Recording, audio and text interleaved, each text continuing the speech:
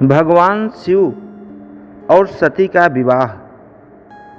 सती विरह में शंकर जी की विचित्र दशा हो गई। वे दिन रात सती का ही ध्यान करते और उसी की चर्चा करते। सती ने भी देह त्याग करते समय यही संकल्प किया था कि मैं हिमालय के यहाँ जन्म लेकर फिर से भगवान शंकर की अर्धांगिनी बनूं, जिसका वर्णन श्री गोस्वामी तुलसीदास जी ने भी रामचरितमानस में किया है। सती अमरत हरे सन बरु मागा, जन्म जन्म शिव पद अनुरागा, तेहि कारण ही में गिरि गृह जाई, जन्मी पार बती तनु पाई, जन्मी पार बती तनु पाई। सती ने मरते समय भगवान हरि से यह वर मांगा कि मेरा जन्म जन्म में शिव जी के चरणों में अनुराग रहे। इसी कारण उन्होंने हिमालय के घर जाकर पार्वती बनकर के हिमालय राज के यहाँ कन्या के रूप में जन्म लिया। पर्वत राज की पुत्री होने के कारण ही उनका नाम पार्वती पड़ा। उन्हें लोग पार्वती के नाम से जानते हैं। जब वे कुछ बड़ी हुई तो उनके माता पिता उनके अनुरूप वर तलाश करने की चिंता करने लगे। एक दिन अचानक देवर्षि नारद पर्वत राज के भवन में आ पहुँचे और कन्या को देख करके कहने लगे, यह पुत्री आपकी है। तब पर्वतराज ने कहा कि हाँ गुरुदेव, यह मेरी पुत्री है, कृपा करके थोड़ा इसके विषय में बताइए। तब नारद जी ने उस कन्या के विषय में कहा, जैसा कि गोस्वामी तुलसीदास जी ने रामचरितमानस में लिखा, शैल सुलक्षण सुताय तुम्हारे, सुनहु जे अब गुण दुई चारे, अगुण यमान मातु पितुहीना, उदासीन सब संशय थीना। हे पर्वतराज, तुम्हारी कन्या निश्चित तौर पर सुलक्षणी है। अब इसके विषय में मैं क्या वर्णन करूं? इसके सारे गुण बहुत ही अच्छे हैं, बहुत ही अच्छे हैं, लेकिन दो चार अवगुण भी दिखाई देते हैं, उसको भी कह देता हूं, उन्हें भी सुन लो। इसका जिसके साथ विवाह होगा वह गुणहीन होगा, मानहीन होगा, माता पिता से विहीन होगा, उदासीन होगा, संशयहीन होगा, अर्थात लापरवाह होगा। इसके अलावा जोगी जटिल य काम मन, नग्न य मंगल वेश, अस स्वामी यही कह मिलहि परिहस्त यसी रेख। इसका पति योगी होगा, जटाधारी होगा, निष्काम हृदय होगा, नंगा और अमंगल वाला वेश वाला होगा, ऐसा पति इसको मिलेगा।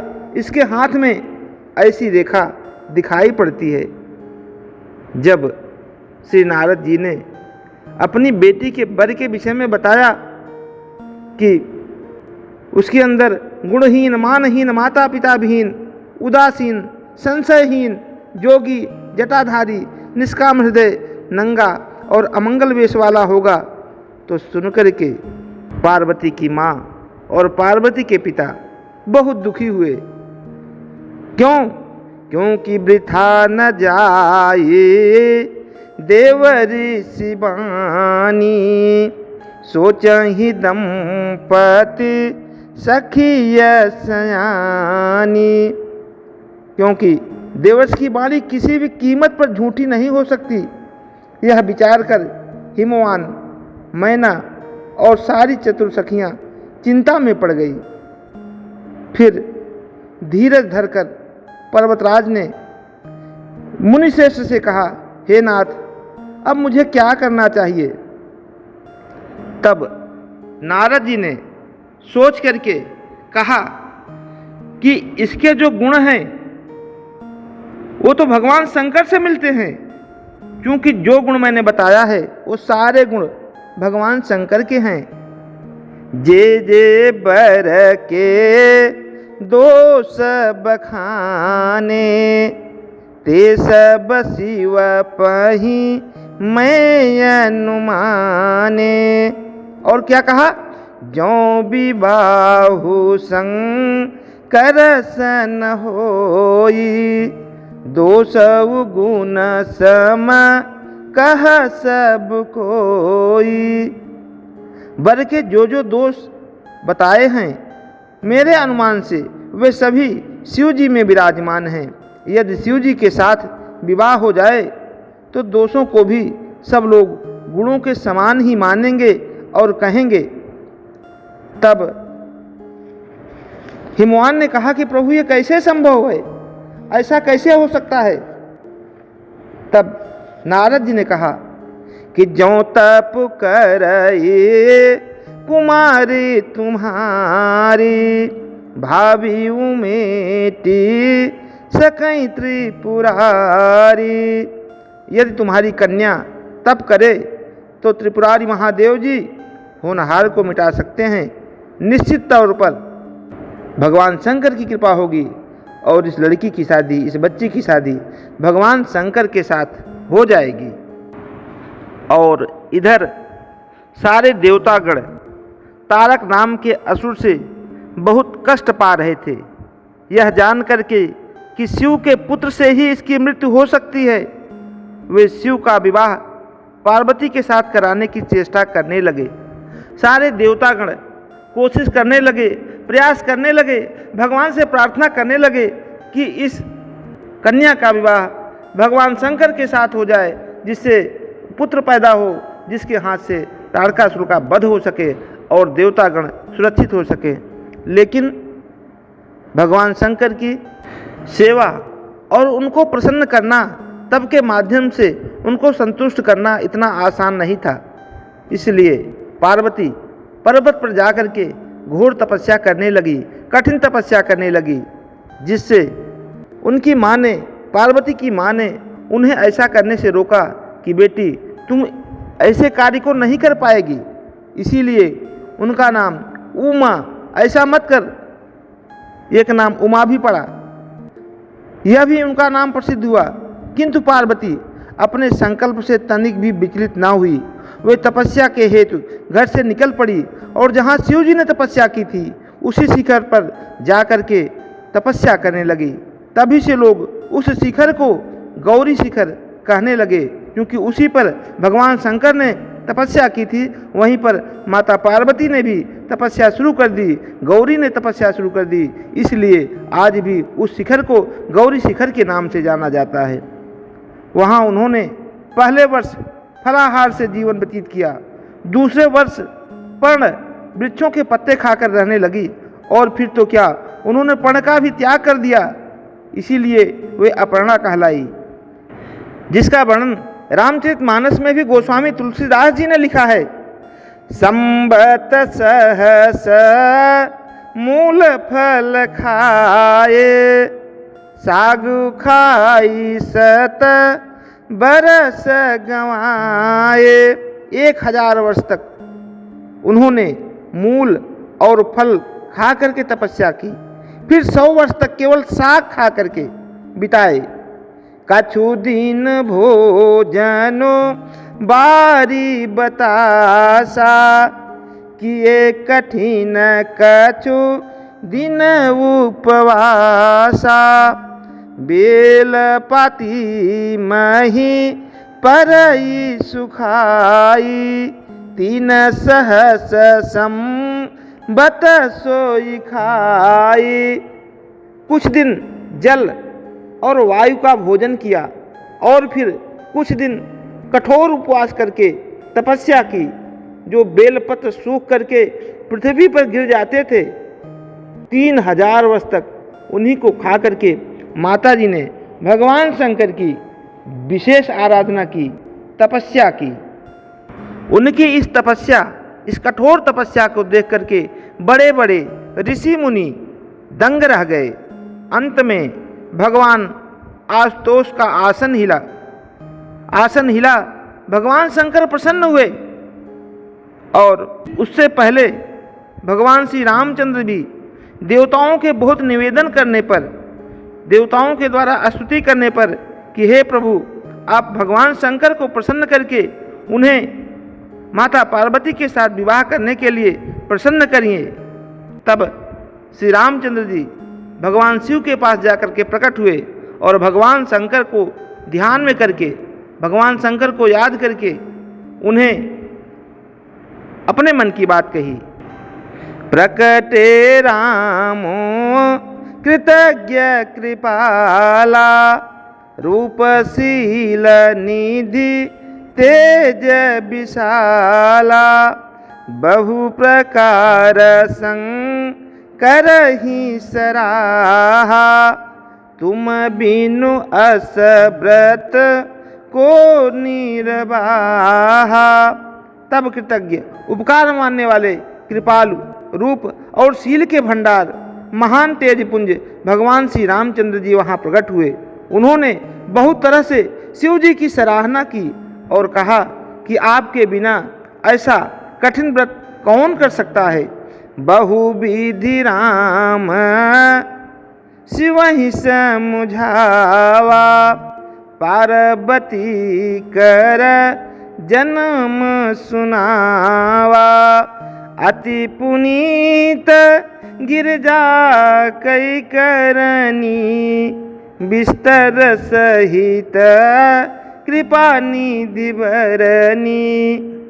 श्री रामचंद्र जी ने बहुत प्रकार से शिव जी को समझाया और पार्वती का जन्म किस लिए हुआ है, कैसे हुआ है, उसे बताया। कृपा निधान श्री रामचंद्र जी ने विस्तार पूर्वक पार्वती जी की अत्यंत पवित्र करने वाली विचारधारा को भगवान श्री शिव जी से कहा। अब बिनती मम सुनहु सिय, जो मो पर निज नेव, जाय विवाहु शैल जही, यह मोहि मागे देव। हे शिव जी, यदि आप मुझ पर प्रसन्न हैं, मुझसे स्नेह करते हैं, तो आप मेरी विनती सुनिए, मुझे यह मांग दीजिए कि आप जाकर के पार्वती के साथ विवाह करेंगे। तब भगवान शंकर जी मातु पिता गुरु प्रभु कय बानी, बिनहि विचार करिए शुभ जानी, तुम सब भांति परम हितकारी, आज्ञा सिर पर नाथ तुम्हारी। माता पिता गुरु और स्वामी की बात को बिना ही विचारे शुभ समझकर अवश्य करना चाहिए। फिर आप तो सब प्रकार से मेरे परम हितकारी हैं। हे नाथ, आपकी आज्ञा को मैं टाल नहीं सकता, उसे मैं अवश्य करूँगा। इस प्रकार से भगवान श्री शिव जी ने श्री राम जी को वचन दिया। तब इन बातों के होने के बाद श्री रामचंद्र जी वहाँ से अंतर्ध्यान हो गए। इधर पार्वती की कठोर तपस्या से भगवान शंकर अति प्रसन्न हुए और पार्वती के सामने प्रकट होकर के उन्हें पाणी ग्रहण का वरदान देकर अंतर्ध्यान हो गए। पार्वती अपने तप को पूर्ण होते देख अपने घर लौट आई और अपने माता पिता से शंकर जी के प्रकट होने तथा वरदान देने का सारा वृतांत का सुनाया। अपनी एकमात्र दुलारी पुत्री की कठोर तपस्या को फलीभूत होते देखकर माता पिता के आनंद का ठिकाना नहीं रहा। पीछे पीछे शंकर जी ने सप्तर्षियों को विवाह का प्रस्ताव देकर हिमालय के पास भेजा और इस प्रकार विवाह की शुभ तिथि निश्चित हुई। शंकर जी ने नारद जी के द्वारा सारे देवताओं को विवाह में सम्मिलित होने के लिए आदर पूर्वक निमंत्रित किया और निश्चित तिथि को ब्रह्मा, विष्णु, इंद्र प्रभृति सारे प्रमुख देवता अपने अपने दल बल सहित कैलाश पर आ पहुँचे। उधर हिमालय ने विवाह के लिए बड़ी धूमधाम से तैयारियां की और शुभ लग्न में शिव जी की बारात हिमालय के द्वार पर आ लगी। पहले तो शिव जी का विकट रूप तथा उनकी भूत प्रेतों की सेना को देखकर मैना बहुत डर गई और उन्हें अपनी कन्या का पाणी ग्रहण कराने में आनाकानी करनी पड़ी। पीछे से जब उन्होंने शंकर जी का करोड़ों कामदेवों को जलाने वाला 16 वर्ष की अवस्था का रूप देखा तो देह गेह की सुध भूल गई और शंकर पर अपनी कन्या के साथ ही साथ अपनी आत्मा को भी न्यौछावर कर दिया। हर गौरी का शुभ विवाह आनंद पूर्वक संपन्न हुआ। हिमालय ने बड़े चाव से कन्यादान किया। विष्णु भगवान तथा अन्य देव और देवरमणियों ने नाना प्रकार से उन्हें भेंट प्रदान किया। ब्रह्मा जी ने वेदोक्त रीत से विवाह करवाया। तब सब लोग अति प्रसन्नतापूर्वक उछलते हुए कूदते हुए प्रसन्नतापूर्वक आशीर्वाद देते हुए अपने अपने घर को गए। बोलिए शंकर भगवान की जय, बोलिए माता पार्वती की जय।